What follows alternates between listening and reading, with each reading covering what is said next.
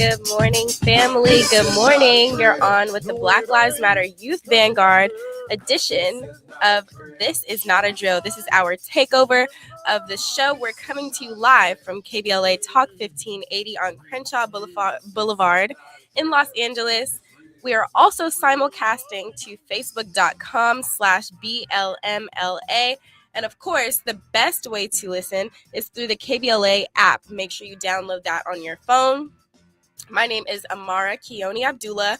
I am a co-founder of the Black Lives Matter Youth Vanguard and a student at Clark Atlanta University.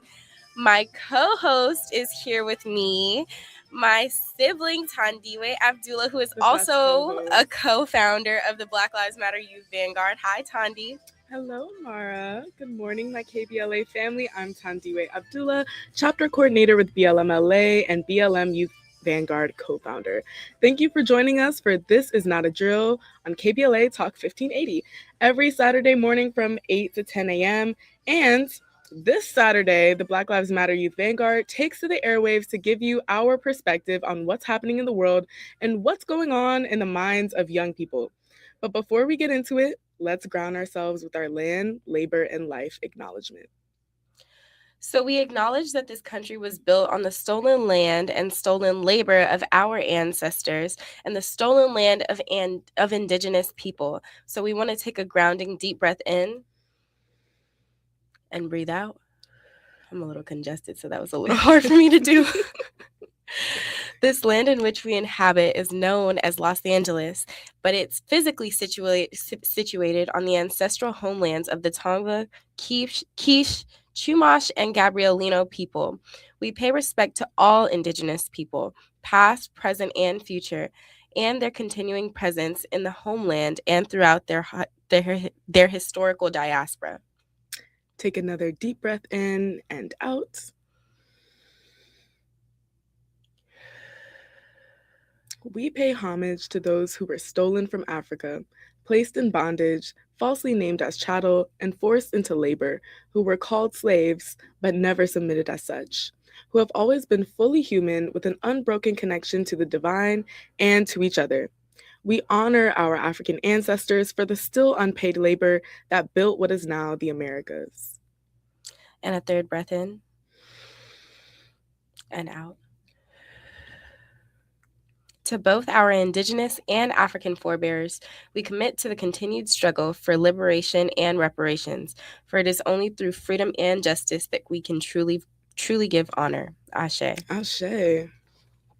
So today is our Youth Vanguard takeover of This Is Not a Drill, and we are discussing for the fight of the souls of HBCUs.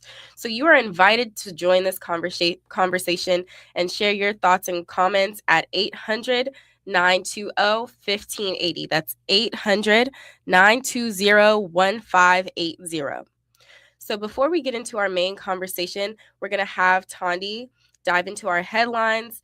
But actually, I have a little bit that I want to talk about before we get into that. There's been a lot going on in the world. First of all, you can't even eat vegetables anymore. I know. That's so scary. Like, they're literally trying to poison us. It's crazy. I know. Because, a lot of people shift their diets so that they can only eat, vegetables. We have keto diets now. Mm-hmm. We have, we were raised pescatarian. And our parents did that, made that decision because they were like, oh, blah, blah, blah is in the food. Mm-hmm. But you can't even eat the food that we grew up eating anymore because they're trying to kill us. When I was in South Africa, I was eating the worst food ever, and I still lost weight. You felt the best that you ever did. Amazing. I was eating bread every day, and then I was talking to people about it. They were like, yeah, you're just eating poison in America. Like, you can try your best, but yeah. Yeah, and I think especially for us, because we're people who usually cook at home. Mm-hmm. Thanks for that kale, by the way. Of course. Because we're people who usually cook at home, I think that we tend to think that we're safe from all of the horrible things that are in the food nowadays, but we're literally not, because you can't even go to the grocery store and get healthy food from the grocery store. Like, I was at Sprouts the other day and I was like, wow, I used to feel so good coming in here, so bougie. So Like, I'm Sprouts, not like, even ooh. like, shoot, do I have to switch over to Erewhon now? Like, Well, okay. you already made that decision. Can I I expose you? haven't fully been converted. I haven't fully been converted. But no, I actually think that it's really sad and like it's very telling about like the times that we are in nowadays because like literally this is happening rapidly. Like Mm-hmm. this poisoning of people's food, the poisoning of people's minds, like AI is quite literally poisoning people's minds. It's ruining people's ability to Poisoning critically the think, environment as like well. poisoning the The environment, water. poisoning the minds of people, poisoning the water. Like you can't drink the water anymore. You can't eat the food. You can't scroll on the internet. You Mm-hmm. can't do anything. Like stepping outside is going to be bad for you one day. Shoot, in some But these areas it conditions is. also didn't just fall out of a coconut tree. Like, if we're talking about the food and like, oh, the conditions of the food is so bad, you don't think that's directly related to the laborers who work on our farms who aren't being paid fairly, who are being abused, who are being, deported and sent after by our government? I mean, like, this is what happens when you separate people from the land and people from their labor, in just a way that's not, yeah, it's just not conducive to a healthy society in any shape or form. The way we treat people, the way we treat our food, the way we treat these industries of farming and stuff, it's just not, yeah, like there's no respect for the sanctity of life and labor. So now we're feeling that in our bodies. Yeah, like I think that. Oh yes, who do we have on the line? Hello. Yeah, yeah, Greek. Hold on. Let me turn the video down. Please do. Tell us your thoughts. You wanted to talk about Yeah, these fruits and vegetables? yeah. As far as the food situation, we have to be very particular about making statements about we can't even eat vegetables anymore. Uh, we can't eat vegetables, especially if we're precise enough to, if you want to look for as close to you can as organic vegetables. And also, we can look for there is a list of clean and unclean fruits and vegetables, which calls for us to do more research on what we're choosing to eat. Now, the next statement I just want to make right quick is, we had to be way more particular about going out to these fast food places, eating different products that we don't know exactly what it is. So just do more research on what you're eating. And, they having parts in all of the food. We can go out and we can, we got all kind of a farmers markets, and Mm-hmm. we can go to places like that to make more precise and correct choices. But don't give up on the fruits and the vegetables. Yes, Ashe. I agree. I agree. I think the thing that we are trying to stress, the point that we are trying to stress here is that for the common person, they don't really have the luxury of going out of their way and like avoiding certain stores, avoiding fast food. Some moms, my mom used to only be able to take us to Taco Bell when we would finish soccer practice 99-cent because grocery section. we Yeah. didn't have time to buy groceries. We would go to the grocery Dollar section in Tree. 99-cent store like Literally. Tanya said. But I do just want to But say, because this person was also talking about doing research and looking at right. the facts, this scandal and this unsafe situation was supposed to only be affecting one farm, which is Taylor Farms. So Taylor Farms lettuce, yeah, I think that was the main culprit. So for folks out there, just try to avoid Taylor Farms. And like this person said, you can still buy food from, local growers. Take this as an opportunity to tap into your local crop swap. There's this organization called Crop Swap LA. They do amazing local food, locally grown food giveaways and options for purchase. So yeah. Yeah, so we definitely believe in eating healthy. We definitely believe in like looking for those healthy food options. I think that when we talk about the importance of, like actually knowing what you're putting in your body, there's duality to the conversation because while we do believe that that's important, there are some people who don't have that luxury. I actually saw somebody who specializes in nutrition. actually talking about the importance of like not stressing yourself out over what you can and can't eat, because stress is one of the, biggest poisons. Stress Right. can actually kill you. As Black people know, stress is horrible for you. But, we are one of the most stressed communities in the world. We're going to talk about what's stressing us out in a little bit. Yeah. So we're going to dive deeper into this conversation when we come forward. We're going to talk about headlines, and yeah, I'm excited for that. So you're listening to KBLA Talk 1580, and this is not a drill. BLM's This Is Not a Drill, only on KBLA Talk 1580. Onyx, I keep having stomach issues. Please make me a doctor's appointment. Okay, are you suffering from diarrhea, bloating, gas, or oily stools? If so, you may want to ask your doctor if it could actually be a problem with your pancreas, called exocrine pancreatic insufficiency, or EPI. My pancreas? How is EPI treated? A prescription medicine like Creon, pancrelipase, is used to treat people who can't digest food normally because their pancreas doesn't make enough enzymes. Creon is the #1 prescribed treatment for EPI. Creon may increase your chance of fibrosing colonopathy, a rare bowel disorder. Tell your doctor if you have a history of intestinal blockage or scarring or thickening of your bowel wall, if you are allergic to pork, or if you have gout, kidney problems, or worsening of painful swollen joints. Call your doctor if you have any unusual or severe gastrointestinal symptoms or allergic reactions. Take Creon as directed by your doctor, and always with food. Do not chew capsules, as this may cause mouth irritation. Other side effects may include blood sugar changes, gas, dizziness, sore throat, and cough. These are not all the side effects of Creon. You can learn more at 1-800-633-9110. Before your appointment, visit creoninfo.com. That's CREON info.com. KBLA Talk 1580. We've got a lot to talk about. KBLA Talk 1580, connecting you with services and solutions. Created with a share of the 1984 Olympic Games surplus, LA 84 began operations in 1985 as a grant-making and educational foundation. Today, the LA 84 Foundation supports hundreds of nonprofit youth sports organizations throughout Southern California annually, trains coaches, commissions research, convenes conferences, and maintains the world's premier Olympic and sports library collection. They are transforming lives and communities through the power of youth sports. To find out about youth sports programs for yourself or your child, and to get information about the grants and support they offer to schools and nonprofits, or if you want to make a donation, please visit la84.org. That's la84.org. Or you can call them at 323-730-4600. This is a community call to action from KBLA Talk 1580.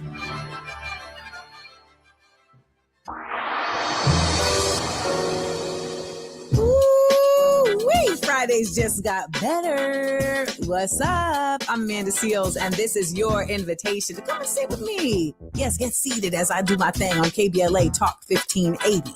We're talking noon to 2 p.m., then back again 4 to 6 p.m. Same day, same station. Bring your opinions, because you know I'm going to have mine. Bring your questions, because you know I got answers. And bring yourself, because, baby, we want you to be authentic at all times. Fridays on KBLA Talk 1580. I'll be waiting. Join me. Welcome back to BLM's This Is Not a Drill, exclusively on KBLA Talk 1580. I was born where the red earth meets the sun, where the rivers and the wild winds run. From the first day I heard the drums, Moyo Africa was in my blood. Good morning, family. I am Amara Kioni Abdullah, and this is the Youth Vanguard edition of This Is Not a Drill on KBLA Talk 1580. I'm co-hosting today with my sibling, Tandiwe Abdullah. We are both organizers with the Black Lives Matter Youth Vanguard. What are the headlines for this week, Tandi? Well, I just want to start off by saying there's a lot of terrible stuff happening in the world. But I also want to encourage us not to be dismayed, because I often lose myself in all the terrible and horrible, violent headlines that are facing our people, our communities. But there's also instances where we are breaking through and winning steps forward. So I want to also remind us of that. So I'm going to share how we are organizing for a better world on top of some of the more, concerning, heartbreaking, devastating news that we've received. On Tuesday, July 22nd, in Madison, Wisconsin, a Black father, Corey Ruiz, was murdered by police. Police accused Mr. Ruiz of having a switchblade and then provided media with a photo of a kitchen knife, which is not illegal. Residents of Madison have taken over city council meetings and are entering their third day of protests in the streets. Yesterday, Mr. Ruiz's 13-year-old daughter was a part of a press conference where she powerfully condemned police and spoke about what it means that her father was stolen from her. Yeah, I saw that video. It was heartbreaking, like, actually. Yeah. I think I just saw it this morning. Like, it was really sad. And I think that a lot of the times, like, I was just talking about this with somebody. We've kind of become, like, desensitized to the things that we see happening. Yeah. I was, like, referencing the Rodney King beating and how, like, everybody was outraged when they saw that video. And how important it was that, like, people didn't just sit around and do nothing and actually went and, like, fought back. But that was because that was so new, and people weren't used to that. Like, that was one of the first videos to ever come out of somebody actually, like, us physically being able to see, like, what's going on instead of just hearing about it, because we've heard about it for centuries at this point, but actually seeing what's going on, like, really does something to people. And I just want us to find a way to, like, use our rage, in that same way, because this is not, like, okay, like, at all in the slightest. And I know that we all know that, but, like, what do we do in practice about it, And the rage is normal. I think that's the thing that's making people feel like, less able to share. We need to know that these videos are not just another day, right? Like, it's not just another occurrence. Oh, another person was killed. Like, we should be angry about that. Yeah. So I definitely encourage folks to feel the full range of their human emotions over these atrocities happening to our people. These are horrible atrocities against humanity, right? The fact that we can do this to another human being, it's despicable. On Friday, in Austin, Texas, a 17-year-old was murdered on a playground for having a water bottle in their waistband. Police gunned down the teen within seconds. There was no alleged crime committed. The white police chief disgustingly tried to blame the child for his own death, calling it murder by suicide. Okay, what does that even mean? What does that even mean? How can you kill someone and say they basically wanted you to kill them? That doesn't make any sense. I mean, this is, like, racism is so ridiculous and preposterous. That's the part that's really offensive about these stories. It's like, it doesn't even make any sense. They're coming up with new ways, and somehow still they keep getting off. Like, they don't get charges pressed. And I'm sorry, like, what the heck are you talking about, a murder by suicide? What does that mean? Like, what are we talking about? Words mean things. Like, that's really, like, that's crazy. Like, murder by suicide. Like, is that not an oxymoron? They've been lying to our faces for so long, they think we're just gonna, like, gloss over that. Yep, murder by suicide. Like, you really thought that you did something by calling it that. Like, what are you talking about? We won't be on their behinds. On Tuesday, the LA Police Commission, for the second time in a row, claimed quote-unquote technical difficulties after dozens had taken time off work and school to make public comment. The commission canceled the meeting in progress because they couldn't get the audio or Zoom to work. They also implemented a new rule: no water or liquid of any kind in the meeting, something no other public meeting requires, and especially harmful to the children who often attend with their parents. BLMLA, Stop LAPD Spying, White People for Black Lives, and additional organizers will continue to attend and push for the commission to do its job and represent the people, not the police that they are supposed to be holding accountable. I have so much I can say about this commission, but it's a sham. The amount of times that I've seen literal babies be chastised for babbling in meetings, like actual infants, these commissioners just hate human lives. Yeah, literally. So it's no surprise that they don't, have any strong words to say to police officers who are literally murderers, because they probably agree with them killing, shooting, gunning down human beings. They don't treat actual living people like they respect their lives anyways. So I can't stand it. I always go to police commission every Tuesday, and the energy in there is just horrible. Yeah, they already know how we feel about them, though. They know we don't. Yeah, they don't like us either. That's why they're banning water. Like what? No drinking or hydration for you. Like, what are we doing? A Black child was beaten to death in the home of a white Republican politician. 13-year-old Daryl Martinez Lowry was stabbed to death and drowned by 2 white 17-year-olds on July 20th. All 3 youth had been placed in foster care at County Council Chair Bernie Hamby's home and were apparently unsupervised at a dock on the property when Daryl was killed. Black Lives Matter Grassroots Charleston has organized a protest for today, so please follow CHS_BLM on Instagram for more. That is at CHS_BLM on Instagram. I feel the need to acknowledge that we just went through really awful, gruesome, disturbing headlines about the Black deaths of multiple children. And it's hard, honestly. Like, I know we're trying to laugh our way through and pretend like these headlines are just, headlines and news that we need to share, but we're also human beings. Yeah. We're feeling people. And I'm gonna just be so honest. A day ago, I was crying and screaming in a parking lot over the murder of Corey Ruiz, and now I'm hearing about the murder of this 13-year-old Daryl Martinez Lowry. It's overwhelming.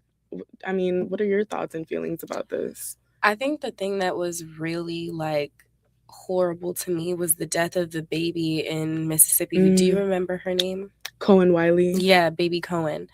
I just can't it's just, there's some things that are so hard to wrap your head around, I think that, I know I've already said this literally a couple minutes ago, but I think it's really important that we don't allow ourselves to become desensitized. Right. Literally, I think we have to do more mental work now more than ever to actually really see things for what they are instead of just allowing ourselves to brush things off. And it's not that everybody is everybody who has done that is wrong, because that's the natural response. Your brain, that's what your brain is going to tell you to do in order to protect itself. But I think that we must resist that. We really must resist that, because this is not normal. And I think especially as us, us as Angelenos, we are not necessarily in the thick of it, in the sense that we have a horrible, murderous police force, but there's a type of racism, there's a type of brutality that exists in places that don't make the country a whole bunch of money, where people are really just able to roam around and do whatever they want and abuse whatever power they feel like they have. And I think that when we hear stories like this in places like Mississippi and places like Charleston, that really reminds me of that, because, racism is geographical. Right. And I think you have a very valuable perspective as someone who moved and went to the South, who goes currently to an HBCU in the South. I mean, we're going to talk about this a little bit later, but I'm sure that had a profound impact on how you view racism in this country. Yeah, I think that one of the things that really opened my eyes to that was being in school in Baton Rouge when I was there my freshman year. Just seeing the racism in the Southern education system. But that's a whole nother conversation. We could do a whole show on that. Just that alone. Yeah. Well, we're going to pin this conversation and come back to it after our headlines. But all last week marked the Black Lives Matter grassroots convening here in Los Angeles. More than 80 chapter leads from 56 chapters around the country and the world came together to fellowship, share information, build skills, and commit ourselves for the long and bitter but beautiful struggle for Black liberation. We are especially excited to welcome new chapters in Canton, Ohio, Pittsburgh, Pennsylvania, San Diego, California, the Woodlands, Texas, and Jackson, Mississippi, and the reactivation of our second international chapter, Black Lives Matter Grassroots Jamaica. I thought this convening was awesome. I mean, it was a lot of work to plan, LOL, but I did the flower arrangements. girl, I was up countless sleepless days, whatever. Sleepless nights. See, you're losing it. That's what happens when you work too hard for the people, you know. You just lose. I'm just playing. But yes, this convening was awesome. It took a lot of work, but it was a beautiful, beautiful outcome. To see the global reach of the Black Lives Matter grassroots movement was so inspiring. I mean, we just talked about hella awful, horrible headlines, and it's easy to feel weighed down by the weight of what it means to be Black in this world. But to understand that you're not alone in the struggle and that you have so many folks putting in the work, putting in the time to make Black Lives Matter in real life, it makes you feel like we are strong enough to actually win. So also shout out to the new chapters and shout out to our international chapters. It was great to meet them. And finally, on the topic of, I don't know if you had anything you wanted to add to that. Oh, I was going to say shout out to President, because we are also starting the BLM collegiate chapters, and we are so excited for the work that we will be doing amongst, Black college students and, all of the concerns that exist within that, because there's a lot. So yeah, what did you have to say? Yeah, I'm sure President could also say a lot about the state of HBCUs too. Definitely. So maybe she'll call in. Finally, I just would like to share that I recently returned from an international youth organizing training in Denver, Colorado with Students Deserve.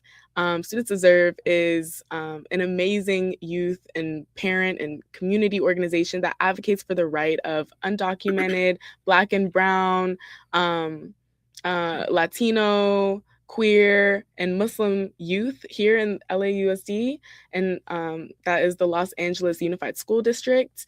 I was one of the original members of Students Deserve, and to see how this organization has grown and continues to train our young people to demand what they deserve in schools is awesome. So we're reminding y'all that we need everyone's support to protect the Black Student Achievement Plan, which was won through youth organizing. And yeah, this conference was amazing and hella inspirational to see the students still fighting.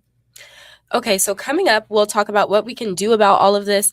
Join us in conversation with your thoughts, questions, and comments by calling 800-920-1580. That's 800-920-1580. You're listening to KBLA Talk 1580. We've got a lot to talk about. BLM's This Is Not a Drill, only on KBLA Talk 1580. I'm Esther Dillard with BIN News Now. The Democratic National Committee is denying the Iowa Democrats' bid to return to the first in the nation Democratic caucuses to Iowa. South Carolina is set to remain the first Democratic presidential primary state. Black Georgia Senator Raphael Warnock weighed in on why on Roland Martin Unfiltered. There's no question that the road to the presidency, the road to the majority is through the South. We're going to have to expand our base, and a big part of that is the South. President Trump says he's still deciding if he will restart major combat operations in Iran. Trump recently made comments to Axios saying he's considering a massive attack on Iran that would be bigger than the strikes conducted during Operation Epic Fury. And Universal Pictures is giving the Snoop Dogg biopic Snoop a release date of August 6th. Get BIN News Now on demand 24/7 on the iHeartRadio app. Think It Up is an initiative to activate student-powered, teacher-led learning projects. Students and teachers, how can you spark great learning experiences in your classrooms today? Join at thinkitup.org. Let's do this. When the political stakes are this high, you need a source you can trust.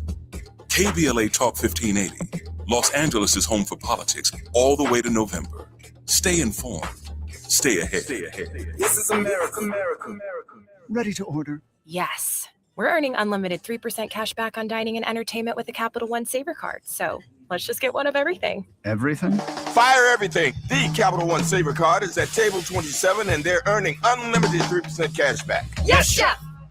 This is so nice. Had a feeling you'd want 3% cash back on dessert. Ooh, tiramisu. Earn unlimited 3% cash back on dining and entertainment with the Capital One Saver card. Capital One, what's in your wallet? Terms apply. See CapitalOne.com for details. KBLA Talk 1580. We've got a lot to talk about.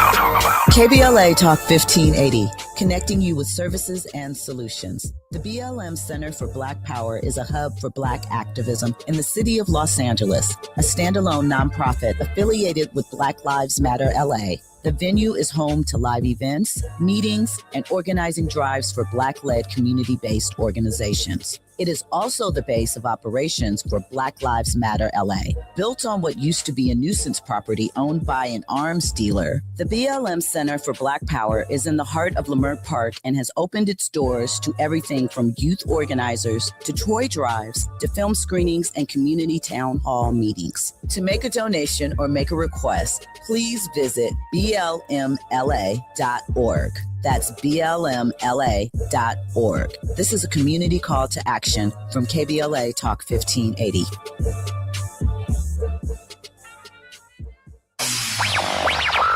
me put my hard hat on, go back outside, and see if these procrastination Crenshaw construction crews have shown up yet. I'm saving space for grace, but if these trucks don't show up soon, well, you already know. Destination Crenshaw, your time is up. With a KBLA Talk 1580 editorial, I'm Tavis Smiley. KBLA Talk 1580 and Bethesda Temple Church invite residents, churches, businesses, and community leaders along the Crenshaw corridor to join a vitally important community conversation Thursday, July 30th, 6:30 p.m. at Bethesda Temple Church, 4909 Crenshaw Boulevard. For years now, this community has been living with unkept promises and the devastating effects of the unfinished Destination Crenshaw construction project, leaving residents, businesses, and churches to deal with myriad problems, including the loss of parking, restricted access, traffic congestion, and a lack of emergency vehicle access when it matters most. For years now, Procrastination Crenshaw has directly contributed to the loss of customer revenue for local Black-owned businesses and, sadly, has forced the closure of some businesses along this 1.3-mile corridor. For years now, churches have been experiencing decreased attendance due to the elimination of parking, and social service programs for vulnerable fellow citizens have been altogether halted. For years now, residents have watched their quality of life erode, and nothing has been done about it. If they think they can get away with treating Black folk like second-class citizens, they better think again. You better think about what you're trying to do to me. This town hall meeting is a reckoning, a public witness, an opportunity for impacted community members to share their experiences for the public record as we prepare to hold those responsible accountable for this enduring nightmare. So please join us Thursday, July 30th, 6:30 p.m. at Bethesda Temple Church, 4909 Crenshaw Boulevard. This town hall meeting is free and open to the public, but registration is required at KBLA1580.com. With a KBLA Talk 1580 editorial, I'm Tavis Smiley, and as always, we welcome your feedback.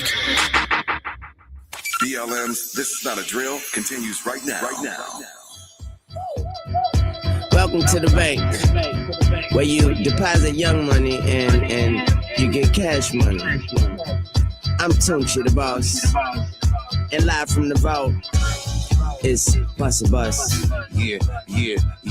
Yo, swag mania, pop the ghost most, carry the most beautiful with us happily toast. Keep the faculty close, grows when we give them a dose. Got them OD and leaning in each coast, scenery froze. Take notes, rock boats, diamonds that fit us. Chanel minks in the winter, who with us? We coming to give them the shivers. Water we flow, spilling like rivers. Flooding the street, hoping to swim. Hello. My name is Amara Keone Abdullah. You're listening to KBLA Talk 1580. This is the Youth Vanguard Takeover edition. I'm in our Crenshaw studio with my sibling, Tandiwe Abdullah. We want to take some time to talk about what we can do about the state of the world, as headlines really do seem overwhelming. So tomorrow, Sunday, July 26th, come out to Who All Gonna Be There. That is the Black monthly improv show at the Barbara Morrison Performing Arts Center, co-sponsored by the Black Lives Matter LA Arts and Culture Committee, and hosted by our very own Yasmin Monet Watkins, Jazz Lewis, and Heather Daughtry. That's the monthly all-Black improv show here in Africatown, aka Lamert Park, at the Barbara Morrison Performing Arts Center, located at 4305 Degnan Boulevard, and co-sponsored by the Black Lives Matter LA Arts and Culture Committee. I do the BLM LA updates at these shows, and I've never really been one for improv. Actually, that's a lie. I was in theater. Yeah, I've always like loved improv. you literally used to do improv shows. Okay, well, I'm trying to be cute for the radio. Like, just let me say what I need to say.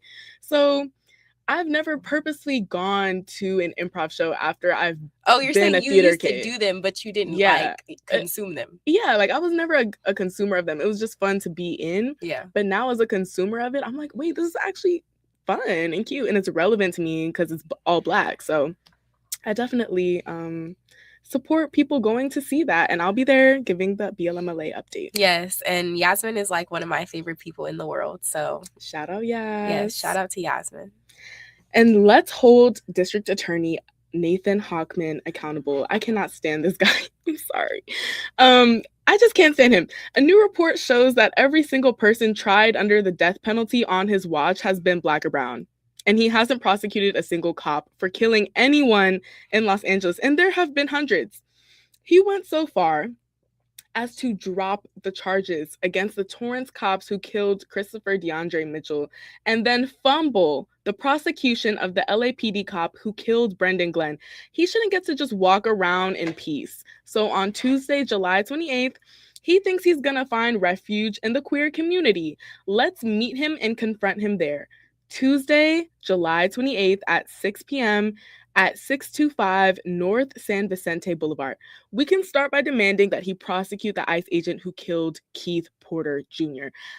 As a queer Black person, I hate the way that our queer community gives refuge to cops, to abusers, to white supremacists. You know, the queer community is an inherently political community, and I don't know, somewhere along the way, the capitalist forces of America have made queer culture just something for folks to consume and buy. But Nathan Hochman, I saw him riding in the Pride Parade, and I was like, who let him do that, right? Like, on whose watch? Why did no queer organization reach out to Black folks, to Black and brown folks to see, like, what's his rep? What has he been doing for our communities? He is the defender of murderers, right? So no, we're not going to give him a safe place to just continue lying to people of different backgrounds, saying whatever he needs to say in front of different communities to make them think that he's, you know, whatever they need him to be. He's a horrible dude. So come out and protest him. That is 625 North San Vicente Boulevard at 6 p.m. on July 28th. Nothing to add? No. Sorry, I got really passionate there. Quick thing you can do now. Damn. Sorry. Quick thing you can do right now. Sign and share the petition demanding that District Attorney press charges against killer ICE agent Brian Palacios for murdering Keith Porter on New Year's Eve. The link is tinyurl.com/Keith Porter Justice. That is tinyurl.com/Keith Porter Justice.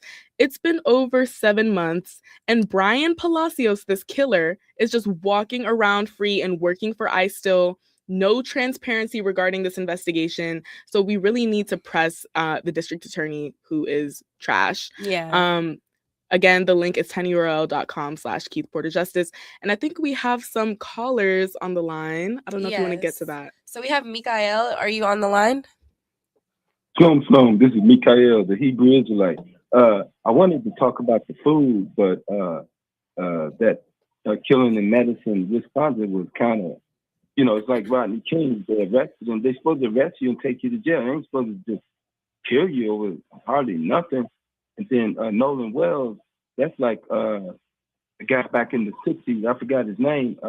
when they killed him and said he was looking at a white woman, and come out 30 years later said that he didn't do it. You know, Nolan Wells it's a cover up too. But me being a vegan, the point is, you know, I ain't ate meat in 44 years, so I'm worried about the food myself, you know, because they be spraying it when you're not supposed to spray it, and then they got this seedless stuff, which is GMO. So where are the black farmers, you know, that make natural food? We have to save ourselves. We got to do for ourselves, start our own businesses and clothing and everything, you know, for ourselves, because they forcing it, you know. Yeah, those are all amazing points. So thank you for calling in, Mikael. And when you're talking about Black farmers, we know that there's also an attack on Black farmers through illegal land grabs, seizures of people's property, right? People hurting Black farmers' livestock and damaging their crops. So there's an attack on all forms of Black sovereignty and self-determination, and we really do need to uplift our Black farmers. So again, there's Crop Swap LA, which he will take over your yard and create a garden in your yard, I'm pretty sure for free, as long as he is able to spread the produce to the community. And then there's also Bloom Farms in Los Angeles. Bloom Ranch, my bad. Well, I think it's both actually, but continue. Well, you know them. They're great, and they've brought produce to BLMLA grassroots meetings all the time, and fresh herbs.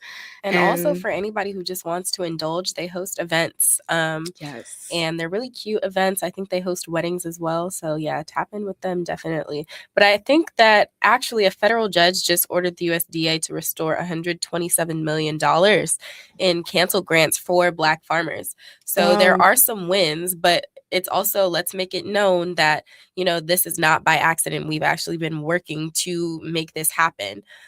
So yes, it's very important to get your produce from Black farms. I think that, you know, that's a very important conversation. So yeah, like definitely support Black farmers. All right, and I think we have another caller on the line. We actually do not. But that's okay because it's time to break anyway.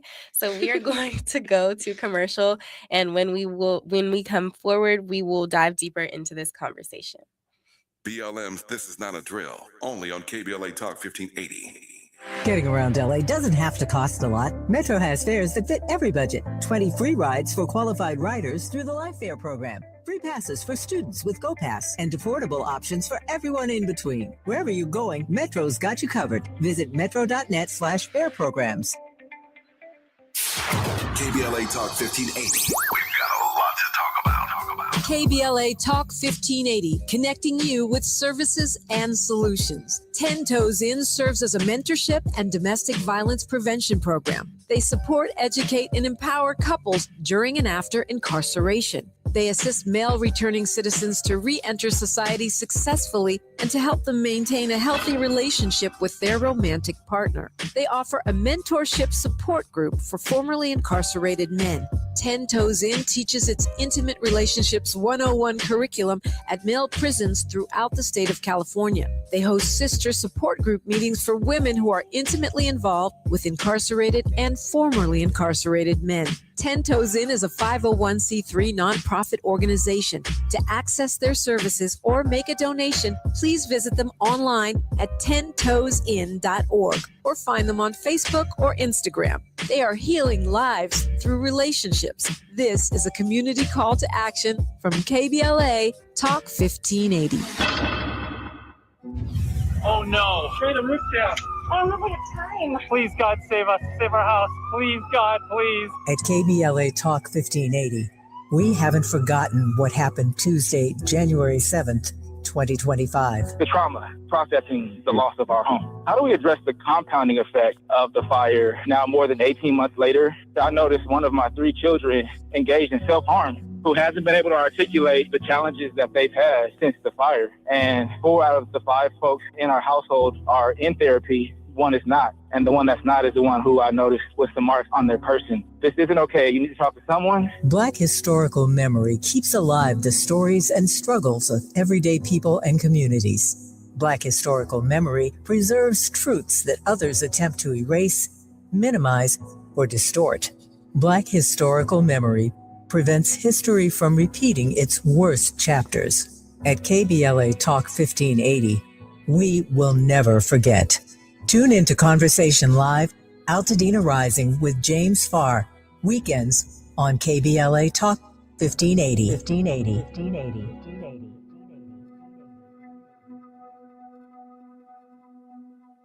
You're listening to BLM's This Is Not a Drill. Now, back to the conversation. I done been through a whole lot. Trial, tribulation, but I know God. Satan wanna put me in a bow tie. Pray that the holy water don't go dry, yeah. As I look around me, so many wanna down me. But ain't no me gon' never drown me. In front of a dirty double mirror, they found me. And I love myself. Good morning, good morning, good morning. I am Amara Keone Abdullah, and you are listening to KBLA Talk 1580. I'm in studio with my sibling co-hosting. Hi, Tandi. Hi, Amara. It was such like a throwback to hear that song because I feel like when the BLM movement first started, like people were playing that album back to back to back. And it just really reminds me of being in the streets in those protests and camping outside of the outside of City Hall, sleeping in a tent, but being so happy to be where we were. Sleeping on that hard, cold concrete. Roaches everywhere. Like, didn't have a care in the world. Yeah, young and free. We're going to continue with the What We Doin' discussion, giving y'all ways to plug into some community organizing. If you are feeling angry, enraged, distraught, in despair, come and meet us in the streets on Wednesday at 4 p.m. Meet us in the streets in front of the Hall of what we call Injustice, the Hall of Injustice, but what is called the Hall of Justice, for BLMLA's weekly End Police Associations rally targeting District Attorney Nathan Hochman. Hochman criminalizes activists while letting killer cops walk free, and he was elected with the backing and funding of police associations. Really quick, police associations, we do not acknowledge them as unions. Police are historically known to union bust. It's part of their job, which was part of their job is also catching enslaved people. But yes, he was backed with the funding and support of these police associations, which really give a lot of money to our local electeds in order to not hold police accountable. Black Lives Matter Los Angeles protests the district attorney every Wednesday at 4 p.m. in front of the Hall of Injustice downtown at 211 West Temple Street. That is every Wednesday at 4 p.m. in front of the Hall of Injustice at 211 West Temple Street. I wish Baba Akili was here to say every Wednesday. Every Wednesday. You got to get it in person. I don't have the rasp in my voice to do it like he does it. If you want to get that vibe that we're talking about, you got to come on Wednesday. On Thursday, July 30th, join the Black Lives Matter LA and Stop LAPD Spying Coalition at the LAPD Office of Inspector General public input session to take concrete action and remove the flock surveillance cameras from our communities. Despite organizers and community members successfully getting the LAPD to not renew their contract with flock surveillance services, the LAPD's Office of Inspector General refuses to take further action and has instead cited the need for more public input. The Office of Inspector General meeting will be held by Zoom on Thursday, July 30th from 4 to 6 p.m. The link is available on the Office of Inspector General website and on Instagram at Stop LAPD Spying. The family of Roger Fortson are asking folks to stand in solidarity as they continue their fight for truth, accountability, and justice in the name of Senior Airman Roger Fortson, the 23-year-old Black U.S. Airman who was killed by a Florida sheriff deputy on May 3rd in his own home. If you are in the Florida area, please stand with the Fortson family in Fort Walton Beach on August 3rd through the 5th, and again on September 28th. If you can't attend, consider supporting their travel expenses from Georgia to Florida, and you can also help by sharing the name and story of Roger Fortson. That's R-O-G-E-R, Fortson, F-O-R-T-S-O-N. And finally, the motion for a new trial for Black teen Carmelo Anthony is moving. All roads lead to Texas on August 18th and 19th, where a recusal and retrial hearing will take place, and then again on August 29th for a special Black August caravan for Carmelo Anthony. Black August is a month, an initiative started by political prisoners, Black political prisoners, and it's an initiative that it's a monthly initiative that we all try to take part in to raise awareness about Black political prisoners every August. And so there will be a Black August caravan for Carmelo Anthony with solidarity actions around the country, including right here in Los Angeles. Stay plugged in at freecarmelo.net for more. That is freecarmelo.net. Yeah, that's still very, very sad to me. I hope that like this really is an eye opener that like, you cannot trust an unjust justice system to protect the people who it literally was built to oppress. Right. Mm-hmm. Like you cannot trust the justice system to take care of Black people. And I hate that Carmelo Anthony had to be an example of that. But let this be a lesson to us to not just say like, oh, blah, blah, blah, justice will be served. I think that like we should know better than that by now, you know? We got to serve the justice if we're looking for it. And I think maybe that this will finally be the moment where we get up off our butts and realize, we still got work to do. So we have to be the ones delivering justice if justice is what we're seeking. Yeah, we have a ton of work to do, actually. I actually think that when it comes to cases like this, I've had like a lot of conversations with people my age, and I think that there's always like the debate of, well, a person did die,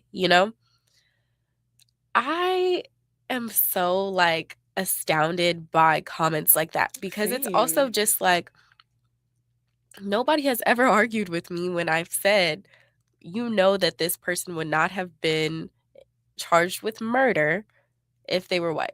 Yeah. Like also, literally. Why does that argument never come up when it's any of the countless Black names who've been killed by law enforcement? Like every time a Black person is killed by police, it's just like, well, blah, blah, blah, like they were scared, we deserve to die. Self-defense. They're saying like, oh, we have felonies, you have this and that, you might have had something in your hand.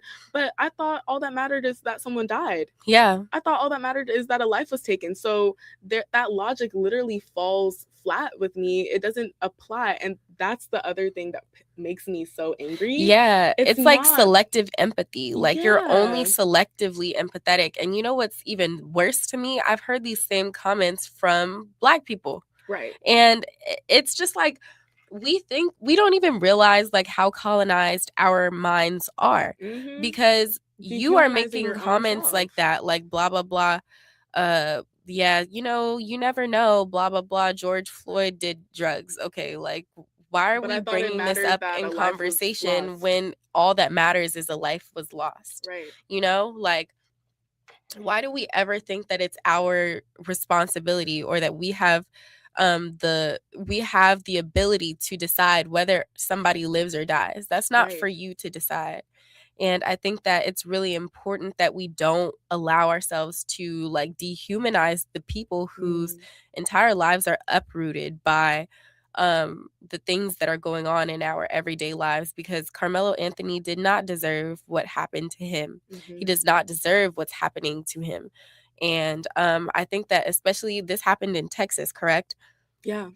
I think that especially us as people who have roots in Texas, we know the effects of, how horrible the Texas justice system is. Yeah. Like it's horrible because our cousin was literally lynched and we didn't find out. We didn't find out where he was until like what, 5 years ago or something like that. Like we found out very recently. We have our family's from Beaumont, Texas. We had a cousin who went missing.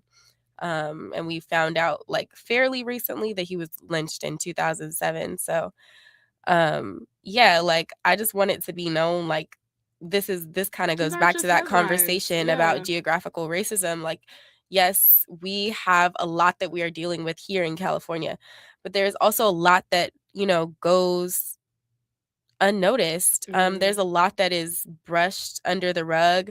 There's a lot of conversations that people just don't have because that's the norm for where they live. Like, Yes.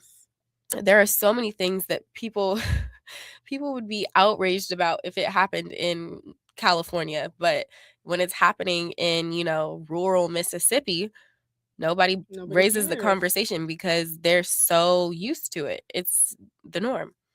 I just think we need to get to a point where we can't accept what you're saying. Like, we can't accept lynching to be a norm for Black people. We can't just look at these videos of these state-sanctioned lynchings committed by police on our screens and scroll past it like, yeah, okay, well, that's just what happens to Black people.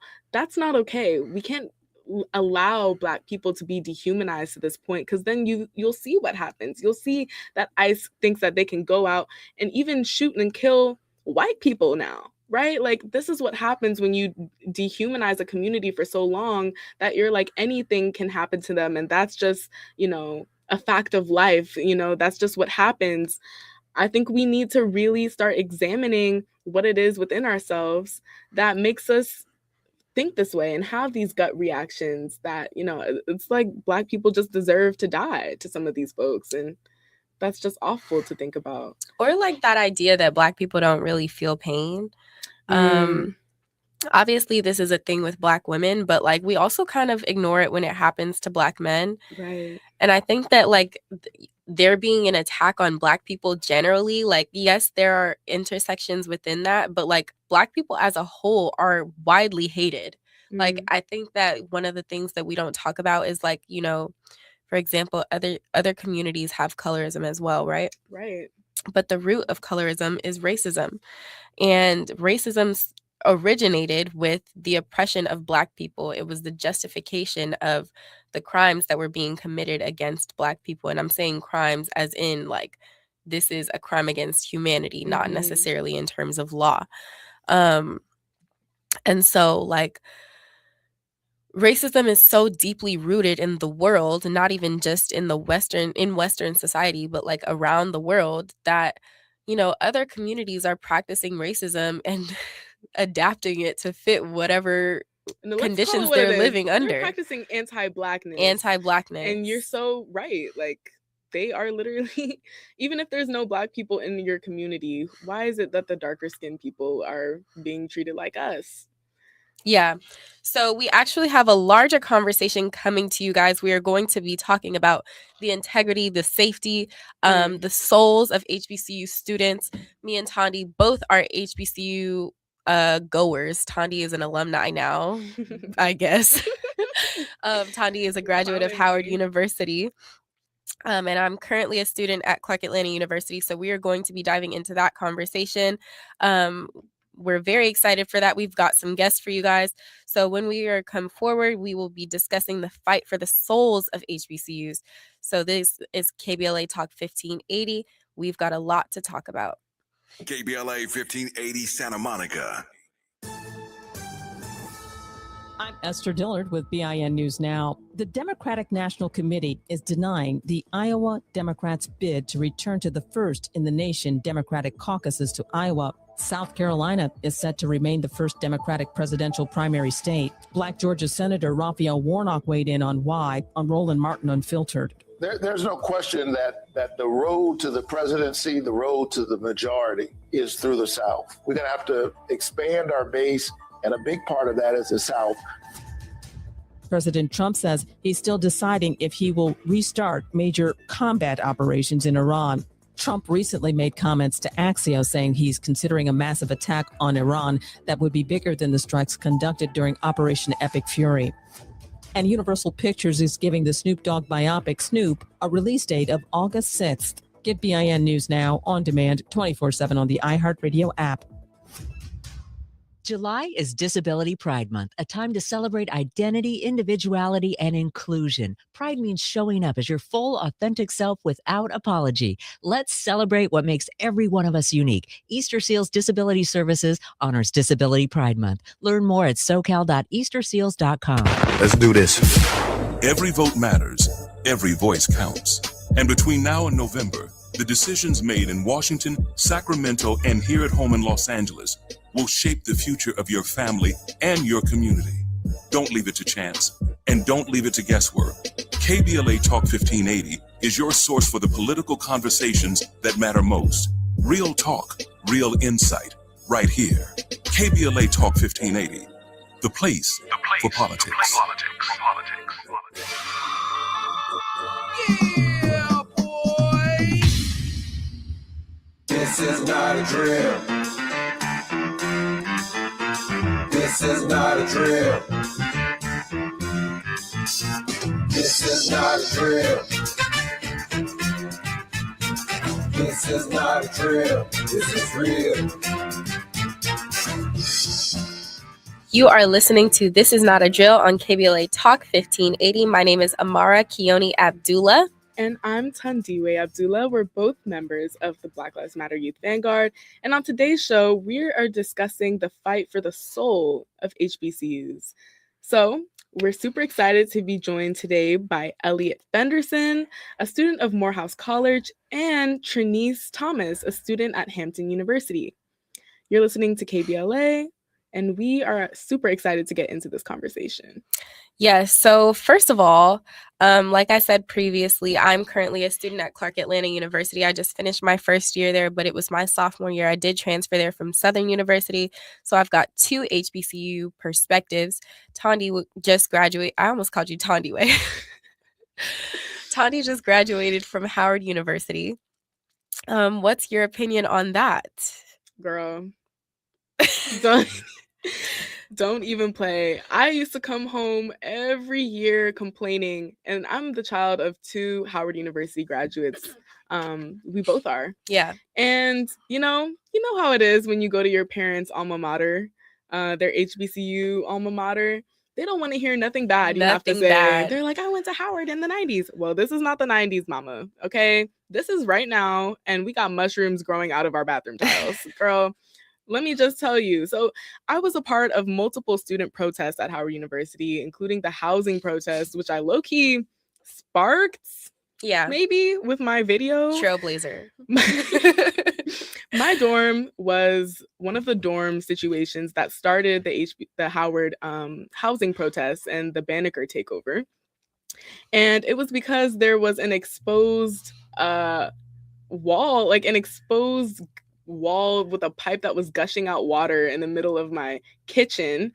There was an open construction site for days. No one refused to put me in new housing. There were random construction workers, men, just in my dorm when I woke up in the morning every day. There was mold in my bathroom. There was black mold in my closet. And the students protested for a long time for better conditions. And we're seeing the same situations again and again of Howard misusing their extensive funds. They have like some of the lot of money. Yeah. Like the most money out of every HBCU, and somehow they still can't find a way to give their students adequate housing. So I don't want to take up too much time, but I just know that this situation really frustrates me. I also was organizing for Palestine at Howard and met a lot of roadblocks from administration then. There's just a lot that I can say about how Howard leaves its students out to be hurt by them. I think that like when it comes to like the actual integrity of HBCU students, like the actual well-being of HBCU students, I think that a lot of the times like our needs go unacknowledged. Yeah. Like I know that we constantly joke about this with you guys, Elliot, with Morehouse students, about how we're always joking about like how Morehouse don't really do anything for y'all, and like how you guys' food is horrible, and how there's always homeless people sneaking into your dorms and you're things in the like AUC, that. right? And we are in the AUC. But that's really not funny. Like it's really not. And we were just talking about nutrition a little bit earlier in the show. Like it's just horrible that we have normalized people eating like this, that we have normalized people living like this. I'm just a little bit curious on what you have to say, Elliot, about like, what it's like for you as somebody who does love your school, but like there's duality to that. Like, can you explain a little bit about the duality of attending Morehouse? Where did I even start, for real? Yeah, there's definitely a duality there. Like, um, I remember first couple of weeks, cause the school that I went to, I never had a cafeteria, so it was always like bring your own lunch or like go out and get lunch. So that was really like my first time in a cafeteria, and at first I was like, I loved it because it was like whatever I want at quick access. Um, but over time, the meals just got worse and worse and worse, and it started almost looking like jail food. Like it was like they didn't even care what they were serving us. Like Like, I how much is your remember, tuition, by the way? yes, literally, and How much is it? Can you tell us? I remember one day they gave us hot dogs. Hot dogs just weren't even cooked that well, but they had no buns, so it was hot dog on top of a piece of bread. So it Um, actually says that the Morehouse tuition is $31,000 a year without room and board. Wow. Yeah. So I remember one day, $4,000. Yeah. I can't even remember what it was, but I think it was supposed to be like a steak, and it was like barely cooked. You couldn't cut through it. It Yeah, was it's just like chewy. It was there are just so many things that like we act like it's funny. Like I remember when you were having the conversation with mama. It's and mind you, it's $31,000 per semester, not per year. Okay, So you were having the conversation with mama about what was going on at Howard, and mama was like, well, we had to deal with that too. Like that don't make it okay. Like literally we are real people who should not have to live like, this girl, way. you are also the one paying for these horrible Like- conditions. So you just want me to, you want to be paying for mold and this and that. Yeah. Trini's was on this delegation to this large conference in Denver that I took part in. And it was actually through my conversations with Trini's that I found out about the current Howard University scandal. So I'm wondering, Trini's, if you have anything you'd like to weigh in. I know you're a Hampton student as well, and you're dealing with issues from them. So what do you have to add to this conversation? Hi guys, I'm Trinice. I'm going to Hampton. I'm in like a HU group chat, and a lot of the girls I know are unenrolling from Hampton because the financial aid department isn't answering. They're scared. Like the tuition deadline is literally in 5 days, and no one knows what to do because we're scared. It's the same thing that's happening with Howard is going to happen to us. So it's just really scary to see all these girls' future. Well, men as well, but I haven't talked to a lot of the men. But all these girls' future just be undetermined because people won't answer the phones. And So then as can you well as tell us seeing like what all the exactly Howard is happening with Hampton? Because I know people are talking about Howard, but I don't know if people know what exactly is going on at Hampton. And Elliot, if there's other things going on at Morehouse, you can weigh in as well. But tell us what's going on at other HBCUs. Currently at Hampton, I've had trouble reaching anyone. Like I've called, I think I emailed them the other day. I called at least 106 times over the last few months, and I've probably talked to someone 2 or 3 times.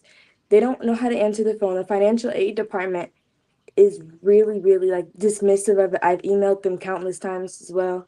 It's just a lack of communication, and it's not acceptable because this is $50,000 you're asking from people. You can't just not answer your phones or not update your app. It's just makes no sense. I think I want to talk about what you're saying in regards to how many times you've called. We joke about this as well, but it's not funny. Like, okay, it's time to get serious. We, like, literally my freshman year going into my first year at Southern University, I was calling the school, blah, blah, blah, trying to get my tuition figured out. And then I called after I had, like, I think I paid my enrollment fee or something like that. And I called and I was like, oh, blah, blah, blah. How do I apply for housing? She's like, that deadline has been passed. Y'all weren't going to say anything. Like, I could literally have nowhere to live. And you were just like, oh, blah, blah, blah. Like, we put that responsibility on students to figure out. What do you mean you put it on students to figure out? Like, you don't think that you should send out a notification like, oh, here's when you are supposed to do this. Here's when you are supposed to do that. And I think that that's really important when it comes to like people adultifying Black youth. Like we our children graduating from high school.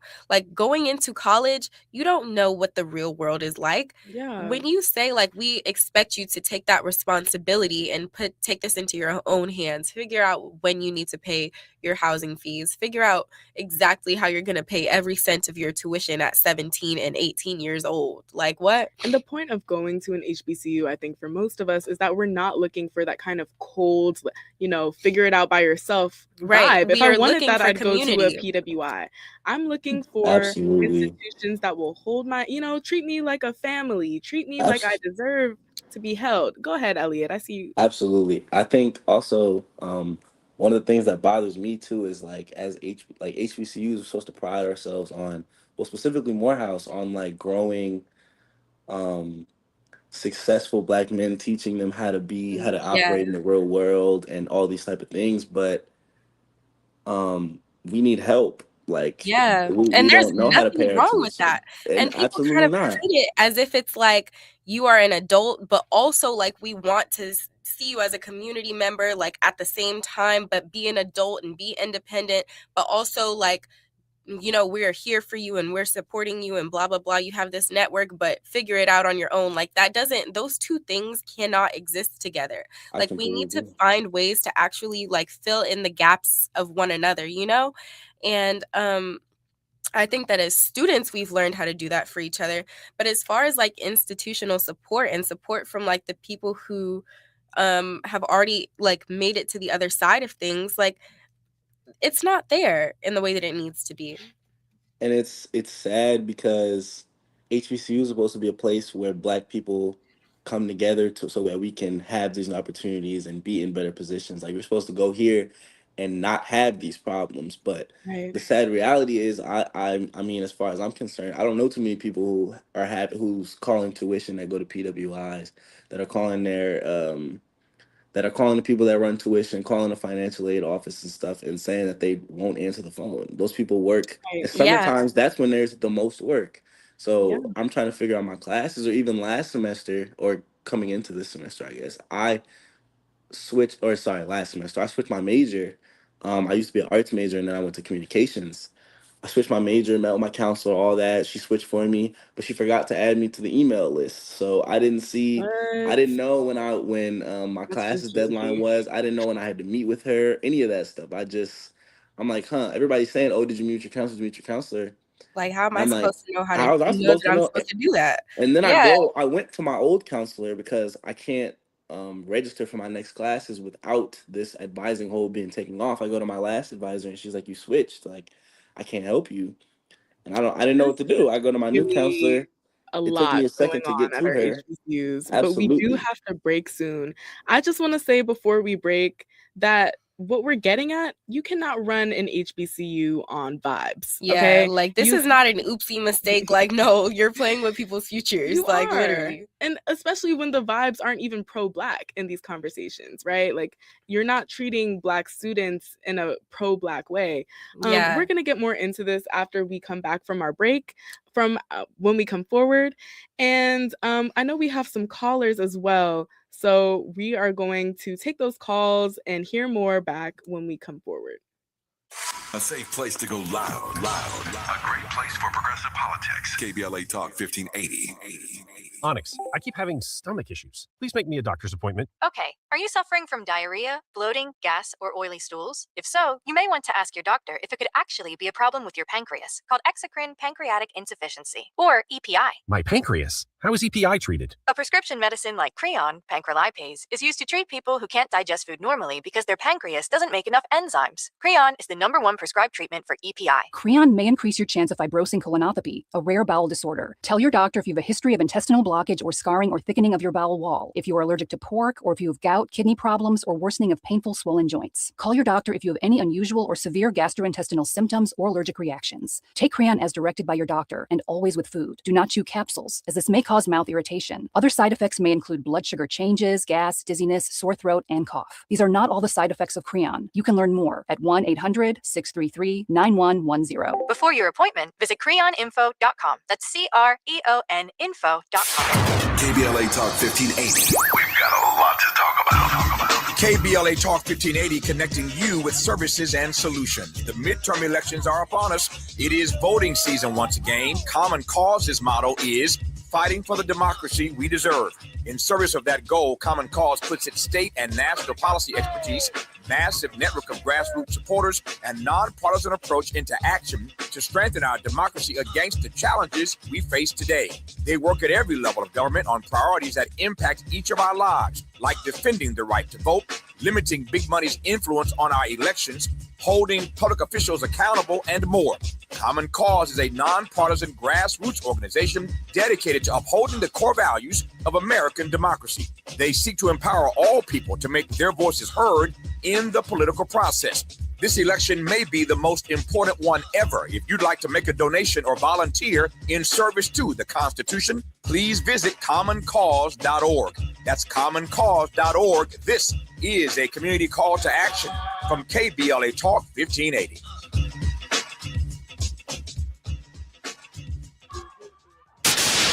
It's the show everybody's talking about. What's up, y'all? I'm Amanda Seals with a personal invitation for you to join me every Friday here on KBLA Talk 1580. Now, you get 2 chances to tap in, noon to 2 p.m., and again from 4 to 6 p.m. Real talk, no filter, just you and me on the highest of vibrations. Fridays only on KBLA Talk 1580.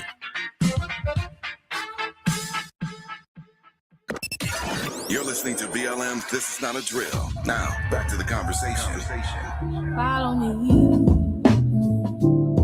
Let's take a trip into the city where we can go and play. I'm falling in your mystery. How we can laugh and share whatever. Just say the word, I'll meet you wherever. Like a countdown. I am Amara Keone Abdullah. You're listening to KBLA Talk 1580, and this is not a drill. This is the Youth Vanguard Takeover. We've got a couple callers on the line. President, are you there? I'm here. Can you hear me? It's like we just summoned you. I just shouted you out like 30 minutes ago. I know. I heard you. That's why I called. Well, it's good to have you. What do you want to add to this conversation? Because I know you have a lot you can add. I do. Well, I'm just relating in a big way to everything you all are saying. And it made me think about a lot of people who I've talked to have described Howard as like a hazing process to even just try to get through to graduate. And I've definitely experienced that. They call it the Howard runaround, and like always trying to get an answer from someone. No one has the answer you need, the support you need. And I definitely experienced that with like financial aid and trying to switch my major. I had an experience where I was told I would be able to switch my major. So they had me taking classes under communications, which I was trying to switch to. And then when the year came that they said I could switch, they said they now had no room. And so I had taken all these credits for no reason. And similar with like how Amara was saying with like deadlines and not being communicated well, I had that happen with my scholarship. And so my scholarship fell through.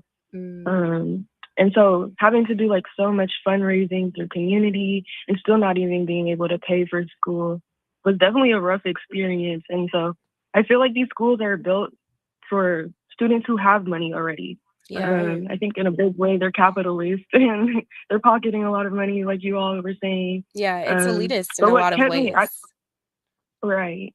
And I'm liking the title of this episode, Fighting for the Soul of HBCUs, because what kept me fighting was the culture of the student body. Yeah. And I feel like a lot of the classes, too, make you feel seen as a Black student. But I think the administration definitely has a lot of work and organizing to do. So, yeah, I just wanted to add that. Yeah. The thing that you mentioned about the Howard runaround made me laugh because I'm very familiar with that. And there's another... I think like there's the older generation, they called it How Hard Adversity. And that just like really sums up for me, like the running around, so many roadblocks, like, yeah, the fact that this is something that generation after generation of Howard students have to experience, it says a lot. Yeah, I think that like also what you're talking about. Well, first of all, President, I want to ask you to kind of like give people a little brief explanation of what exactly happened with you and your situation at Howard. Yeah, so like you were saying, with like there's like a big lack of communication around deadlines. So I guess had just missed an email about my scholarship. And so Howard said there was no way that I could get my scholarship back. So I had to do a lot of trying to fundraise to cover the $70,000 that tuition costs a year. Um, so yeah, I ended up having to transfer home from Howard back to California because I was unable to pay without that scholarship. Yeah, and I think that that's first of all, President, I'm so sorry about that. But you know, I've told you that many times. I think that like one of the things that we don't really talk about is like somebody attending an HBCU, specifically like the HBCU Ivy League, Howard, Morehouse, Spelman, like these people were accepted into many other schools. Like you were accepted into PWIs, you were accepted into state schools, all schools where all of these financial issues would not occur in the slightest. Um, and so it really does say a lot about your character and your values, being a person who chooses to go to an HBCU, because it's not like this is your only option, you know? Yeah, it's a radical decision. It's a radical decision. It shows that you value community. It shows that you value brotherhood, sisterhood, camaraderie, legacy. You know, like me and my sister are fourth generation HBCU students, and I think that that's very rich for us to like, you know, be a part of. But at the same time, like when we feel like we make those decisions in vain, it's disappointing. And I'm so sorry that like, you know, a lot of the times when you make decisions like this where like you love your school but your school does not like Love make you. an effort to show you that they love you back. They might Like do even you hate do you you. love me? They might even not like you. Do you even like me? Sorry. It's really like we're laughing, but it's really not funny. Well, I'm laughing because I'm always talking about how these Black institutions literally act as if they hate Black people. Like, I don't know if folks have watched the Boondocks and the couple episodes where they talk about BET as if it's this force to bring down the Black community. That's how I see Howard University. I'm like, you are literally trying so hard. They've mentioned it multiple times that they don't want Howard to be an HBCU. They want it to be like Harvard. They want to start accepting more white students, more Asian students. They want to prioritize those few voices who attend Howard who are not Black. And I'm just like, okay, so you're doing all that and at the same time leaving your Black students to be unhoused, you know, to protest you year after year because they're not getting their scholarships. And also, Elliot and Trinice, feel free to weigh in on this because I know that you are, Trinice is actually, I think, a first year going into Hampton University. So I don't know what kind of impact this is having on you. You know, you're supposed to be going to university with these bright eyes, excited for your future, and you're dealing with these issues. Talk a little bit about that. It's honestly kind of scary. My bad. No, you can go. No, you gotta go ahead. Go ahead. It's honestly kind of scary seeing all of it because it's not like they're just asking for a few $1,000s. They're asking for $50,000. And of course I have my own scholarships and stuff. But when you're asking me for money by a certain date and you're not answering your phones, you're not emailing me back. Like I just got an email today and I emailed them, I want to say Wednesday.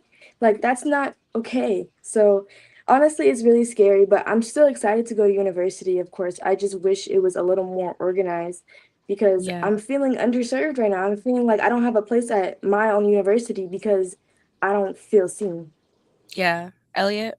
I completely agree. I feel like I guess for lack of better words, they really lost the plot. Like Yeah.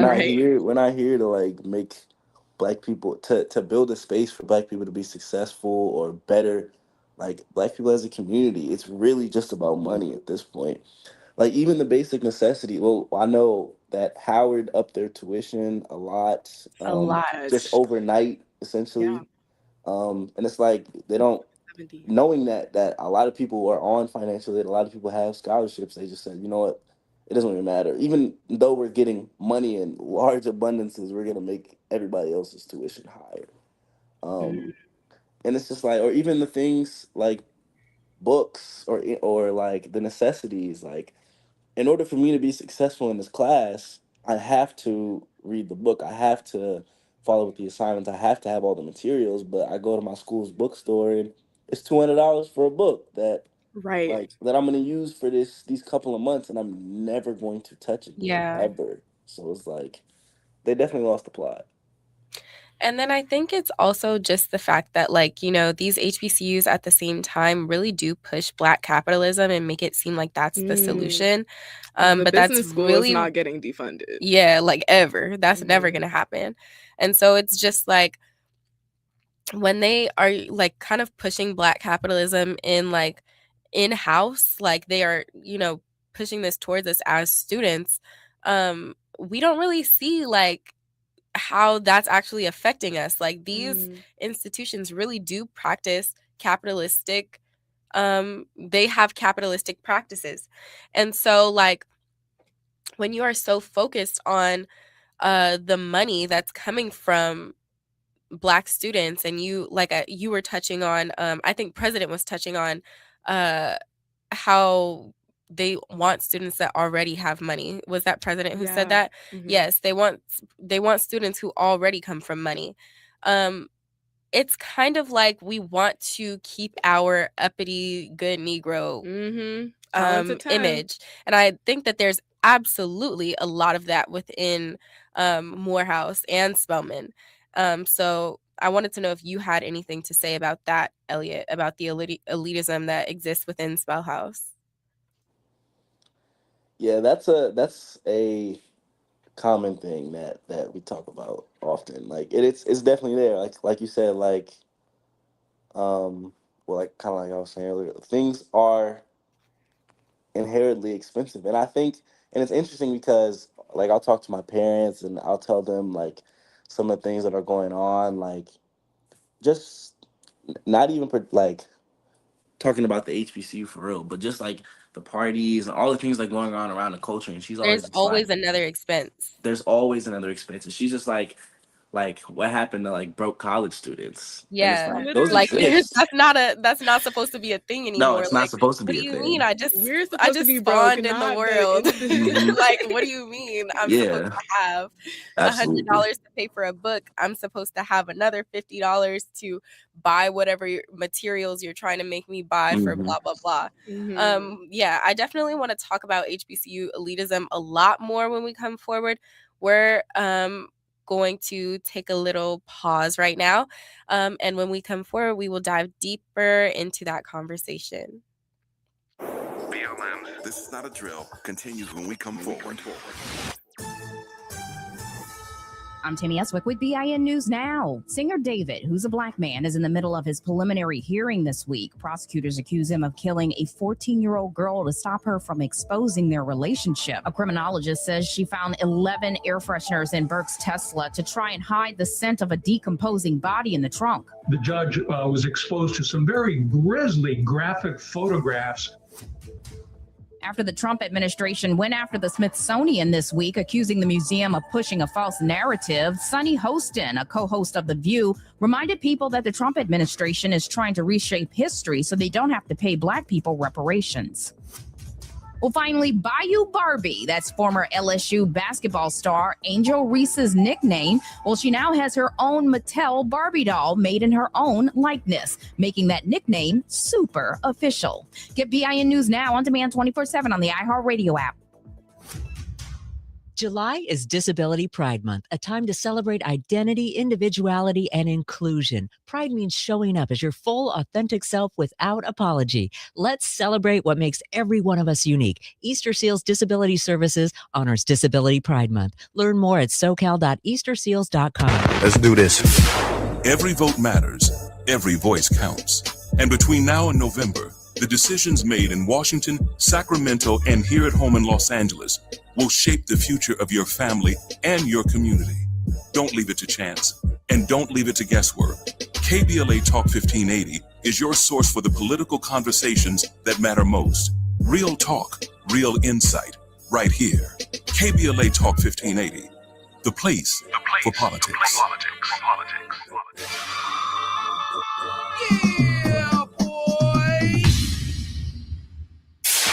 KBLA Talk 1580. We've got a lot to talk about. KBLA Talk 1580 is connecting you with services and solutions. Domestic violence and family violence is when someone in an intimate or family relationship tries to gain or maintain power and control over another through a wide range of abusive behaviors. Every single act may amount to abuse. Abuse can take on various forms: psychological and emotional, physical and economic, and sexual abuse. The Genesee Center Incorporated is a nationally recognized nonprofit domestic violence prevention and intervention organization, housing women and children from 30 days up to 2 years through emergency and transitional shelters. The Genesee Center also provides support services like mental health counseling, life skills classes, computer training, job referrals, after-school programs for children, field trips, tutoring, and comprehensive direct legal services. If you need help or you'd like to donate or volunteer, call the Genesee Hotline, 1-800-479-7328. That's 1-800-479-7328, or visit genesee.org. Everyone has the right to be safe. This is a community call to action from KBLA Talk 1580.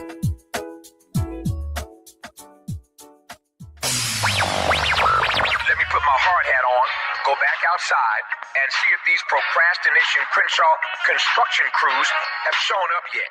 I'm saving space for grace, but if these trucks don't show up soon, well, you already know. Destination Crenshaw, your time is up. With a KBLA Talk 1580 editorial, I'm Tavis Smiley. KBLA Talk 1580 and Bethesda Temple Church invite residents, churches, businesses, and community leaders along the Crenshaw corridor to join a vitally important community conversation Thursday, July 30th, 6:30 p.m. at Bethesda Temple Church, 4909 Crenshaw Boulevard.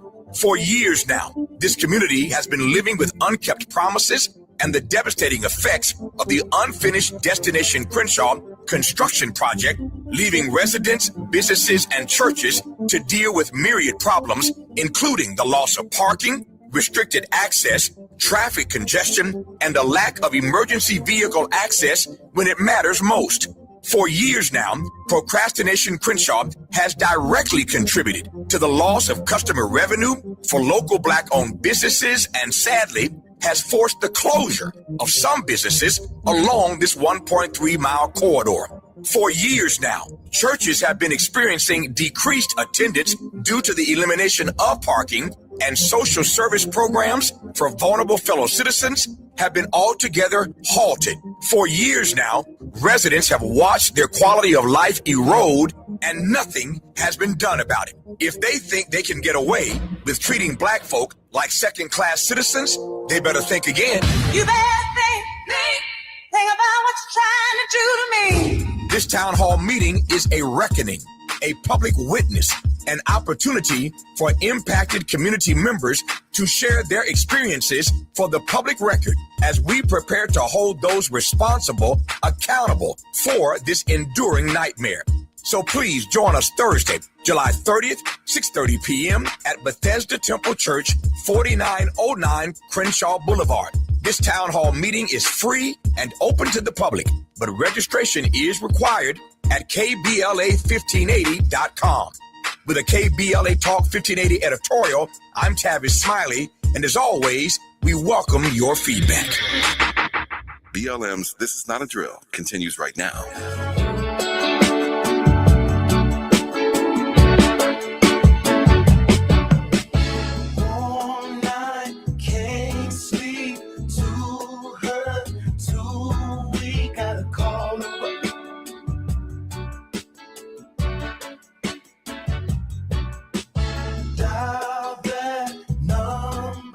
Grandma Ricard, this is like her favorite song. When we were at Mother's Day brunch,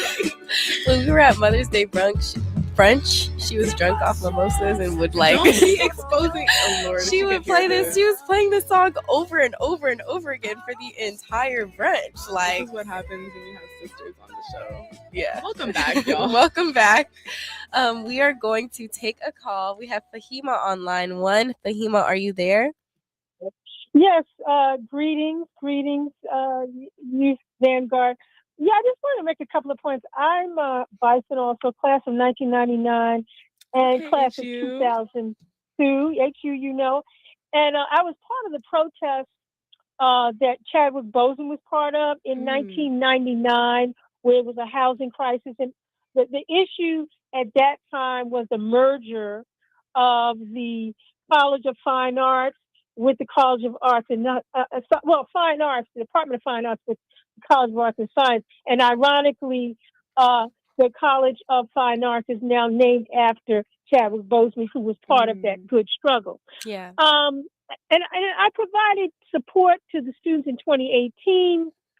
There was HU Resist, and in 2021, which was around the mold and the housing crisis. And the common denominator in both of those issues was Wayne Fredericks. Yes. Wayne Fredericks was the president in 2018 with HU Resist, and Wayne Fredericks was the president in 2021. And now he's back. Yes, he's back. And the reason why he's back is because of the Orange Menace is in the White House. And the fact of the matter is they felt that he would be best to deal with the Orange Menace in the White House. Now, from what I understand, just very briefly, the housing crisis was because of Frederick selling off of all the university's assets. Please talk more about that. Well, you know, I lived in LaDroit Park, and I worked at several of the dorms in LaDroit Park, which are now luxury buildings.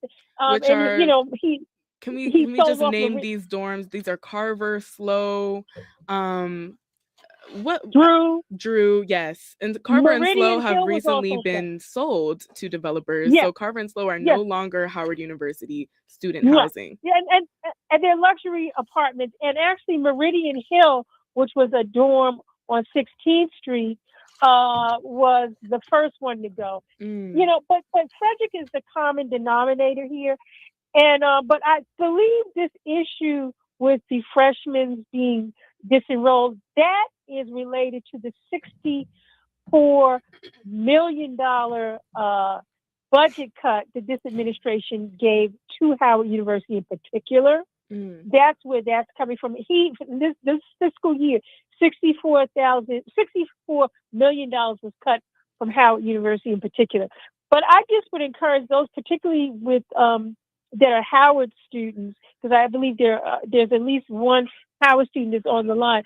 What was formed after the 21 protest was Howard Alumni United, because one of the things that they did is they removed students from the board of trustees, alumni, and faculty. So I just would encourage them to look up Howard University Alumni United, because it was an organization that came out of that beautiful struggle. And I just want to say that I support you students, no matter where you are at the HBCUs, whether you're at Howard, Hampton, Morehouse, the struggle continues, because the people united will never be defeated. Wow. Thank you for that powerful addition to our show today. Thank you, Fahima. Thank you so much. I would love to hear more about this from our guests on the show. Fahima raised some really great points that I think are worth mentioning in a larger discussion, right? The way that when we're talking about fighting for the soul of HBCUs are not meant to be run as enterprises, right? These are meant to be radical institutions to develop the next generation of bright Black minds for the betterment of our community. Yeah. And when you see rifts and tensions between HBCUs and their local Black communities even, the way that Howard and other HBCUs facilitate the gentrification of our Black communities in predominantly Black areas, I mean, it's not separate from each other. So Trinice and Elliot, I would love if you could talk about the broader way that these HBCUs are really trying to make Black students and Black people into dollar signs instead of, our next generation of Black leaders. Any thoughts on that? Yeah, I actually wrote something down because I wanted to talk about that. I feel like we pick like me us as students, we pick these HBCUs to feel like we have a place to go to. You could say that again? I think your mic was off when you started. Oh, my bad. You're okay. We as students, we pick these HBCUs to have a place to express ourselves and to feel like we're safe in our own schools. But we're currently being pushed away by our schools financially and in other ways by like bad non-responses to our emails, stuff like that. And I feel like it's not okay to do that to your Black kids that you claim that you do all of this for and that your institution is supposed to serve. Yeah, I think that it's also one of those things that kind of makes us uncomfortable sometimes because, we are like constantly battling between whether we want to like actually share what we are going through or whether we want to protect our institutions because as much as I have to say about, what our schools could be doing better, I also really do love my school. Like I do.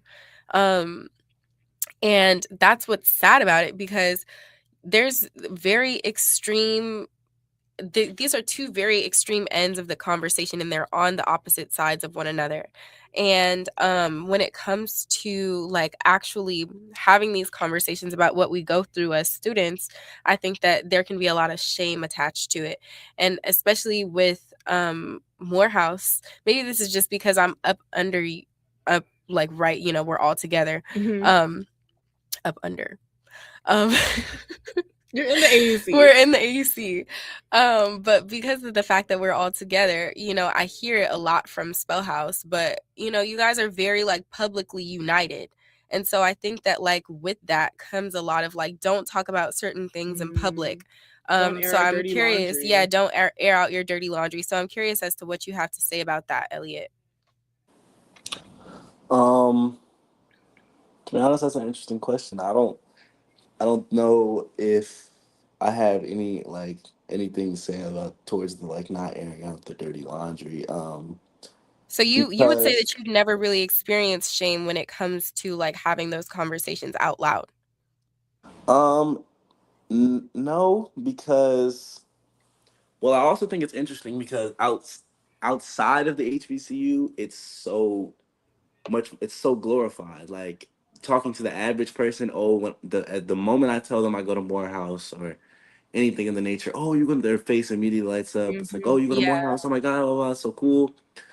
So like they don't really understand like the things that go on of being an actual, not even an HBCU student, but being a student in Morehouse or on the AUC specifically.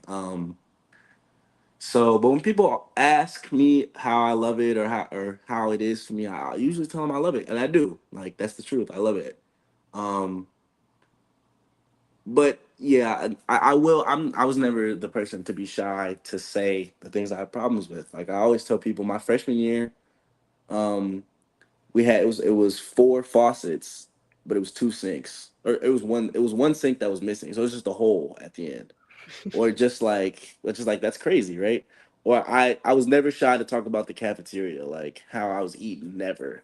Um, and I've seen like the cafeteria is so bad. Like I know what it did to me. Like I was not eating like I should have been Yeah. at a point in time because it's Yeah, like it was this is funny because not I think even. you were just talking about this with my uncle Ricky, who was there in like Mhm. 1991. And he was He was saying he saying had that he all was the same doing the same problems. thing. Yeah. Absolutely the same things. Or Yeah. even like something that I think is crazy.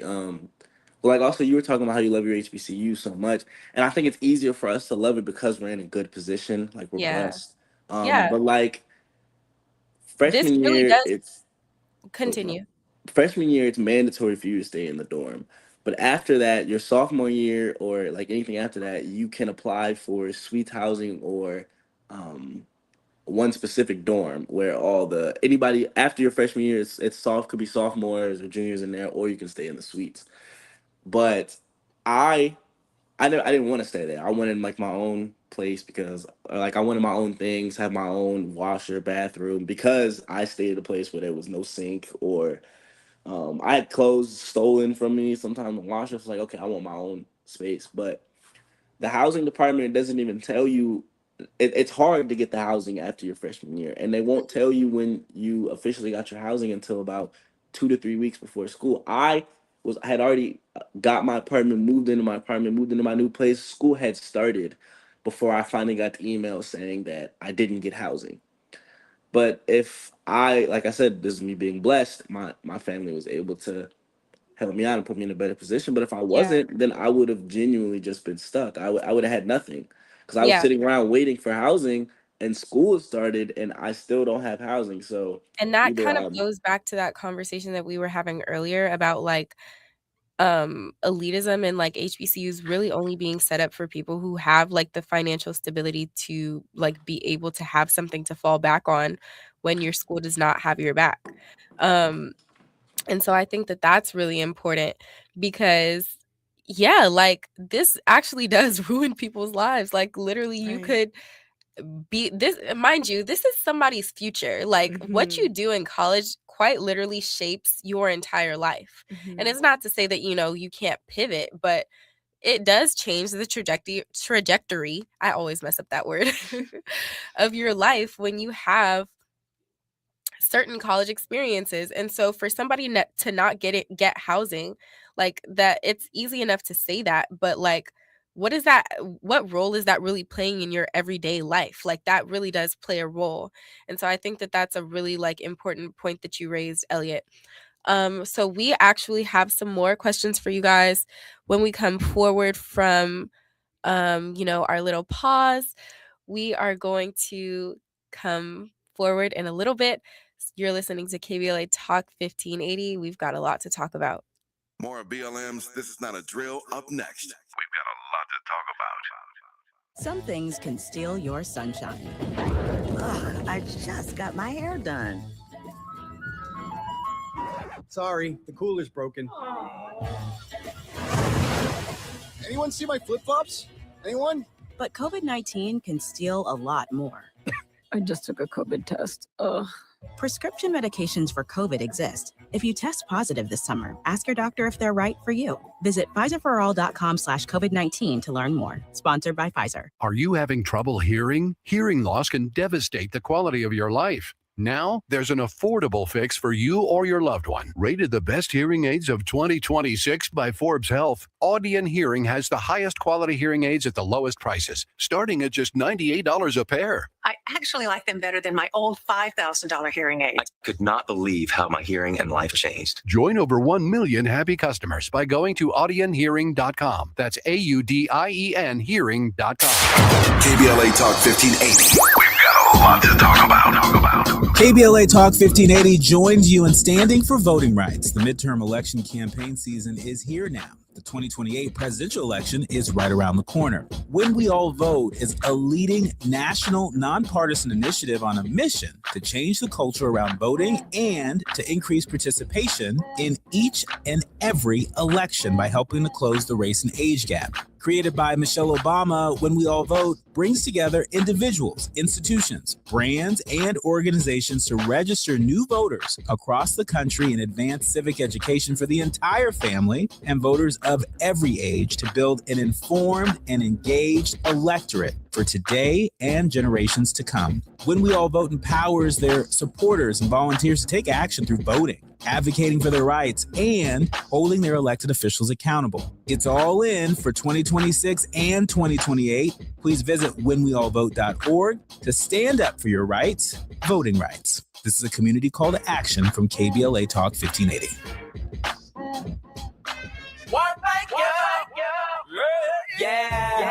The California Crusader newspaper would like to thank all of our subscribers for their support throughout the years, proudly serving the South Los Angeles and South Bay areas for more than 40 years. The California Crusader is a multicultural, Black-owned, adjudicated newspaper that focuses on providing newsworthy information to the people in our community.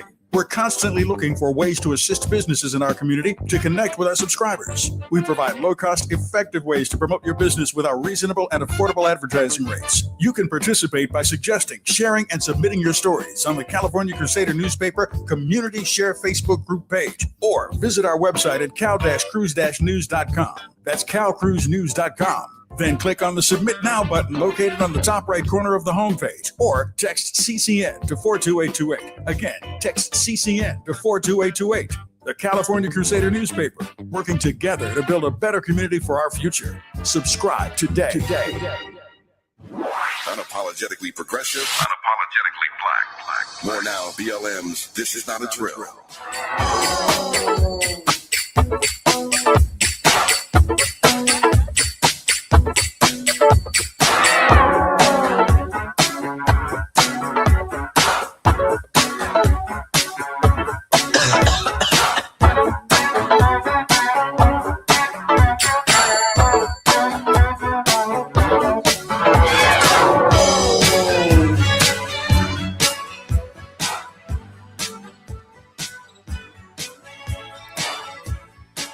It really does. It really does hurt me to talk during Prince. You know that's not a rule that's allowed in our house. But I am Amara Keone Abdullah. I'm in studio with my sibling Tandiwe Abdullah, and we are talking about the souls of HBCU students and the fighting for the souls of HBCU students. Tandi, I want to get your opinion on what it really means to actually fight for one another. Yeah, I mean, there's a lot I could say about that. I know we're in our final comments. So I really want to phrase it as a question, because a lot of our HBCUs have really powerful alumna who were fighters for our people, right? When we talk about what the purpose of HBCUs are, they're meant to be kind of these safe havens and places where we can be safe to foster a radical, progressive mindset of how we can benefit our people. HBCUs were born through struggle, right? And they continue to have a lot of struggling projects within them and around them. And I mean, if we're talking about Howard University, we have amazing alumna, including Zora Neale Hurston, Kwame Ture, Amiri Baraka. Yet Howard seems to really come down hard on student protests and student uprising on campus. And that happened to me when I was there, right? When I was fighting for student housing, when I was fighting for Palestine. So both Trinice and Elliot, I kind of want to give you time quickly to discuss what you think the fight is going to look like, what's necessary, and how can people who support you and who support the fight for the soul of HBCUs, how can they follow you and directly support you? Trinice, I don't know if you want to go first. I feel like people can directly support HBCU students by signing, I send a lot of petitions for Howard and helping the students who are unenrolled, signing those, helping any students like me who plan to organize, and contacting these HBCUs. I've seen a lot of parents and family on Facebook complaining about Howard, Hampton, all the HBCUs, just putting it out there on social media what is happening at these HBCUs so they feel inclined to speak on it or do something to help these students, because this is our future that we're talking about. It's not just like some random thing. This is thousands and thousands of Black children's futures. Yeah. Definitely. And yeah, definitely. That's probably one of the best ways I could have put it. But I would just say, we have this community. HBCUs do build a sense of community. We're all came together from different HBCUs. So it builds a sense of community. And I say just use our community as our platform.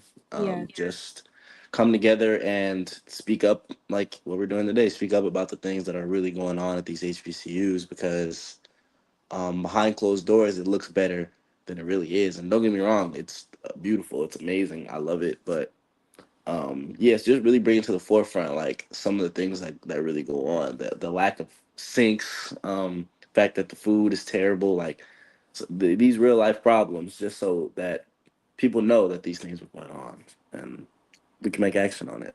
Yeah, I think a lot of people tend to make donations, and that absolutely 100% helps. But I think that something that could also help is actually being clear about what you want your money to be used for when you're donating to these institutions. Like, do not use my money to make a bunch of ads or to make like some stupid little slideshow that nobody is going to watch, or to just something that does not actually that students are not seeing the benefits of those donations, you know? Right. I think that as college students, we're always talking about how we need money.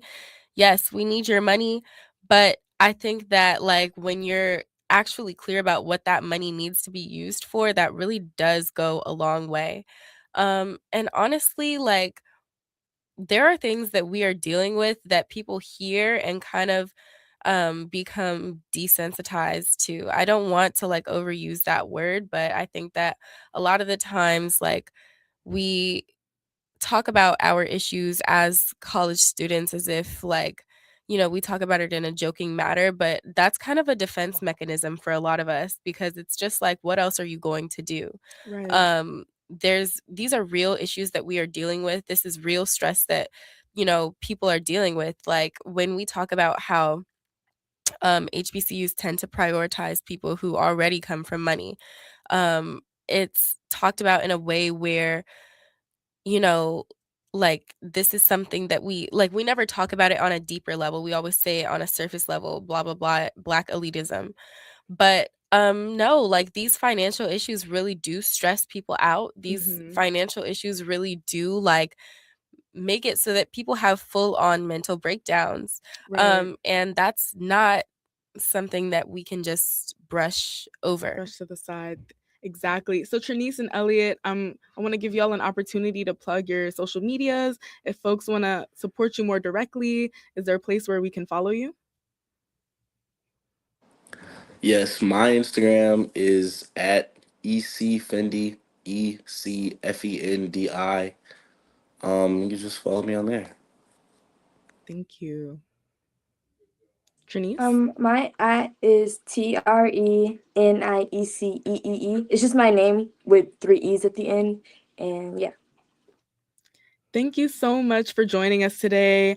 We want to leave you with some calls to action to get involved and do the work to make Black Lives Matter. So number 1, remember to sign the petition demanding that DA Hochman charge the ICE agent who killed Keith Porter at tinyurl.com/Keith Porter Justice. You can also sign the petition demanding that Mayor Bass fire the police chief at tinyurl.com/fire McDonald.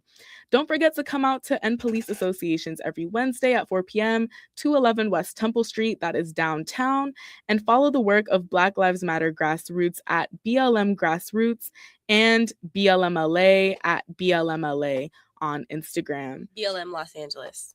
Sorry, yes, BLM Los Angeles. Appreciate that. So thank you. Amara Keone Abdullah has been your host. Do you want to sign off? Yes, co-host, I'm signing off. You are listening to KBLA Talk 1580. This was the Youth Vanguard Takeover, and we were so happy. Thank you to our guests, Elliot Fenderson, Trinice Thomas. Thank you to our tech, President Morgan. Grateful to be a part of the KBLA family. This show is produced by Melina Abdullah, Tyler Boudreau, Megan Castillo, Philip Jackson, Natalie Burke, Kim Holmes, and Simeon on the boards. Stay tuned to KBLA Talk 1580. Next up is Altadena Rising with James Farr. KBLA 1580 Santa Monica. Thank you, guys. I'm Timmy S. Thank with you. News Thank Now. you for being here.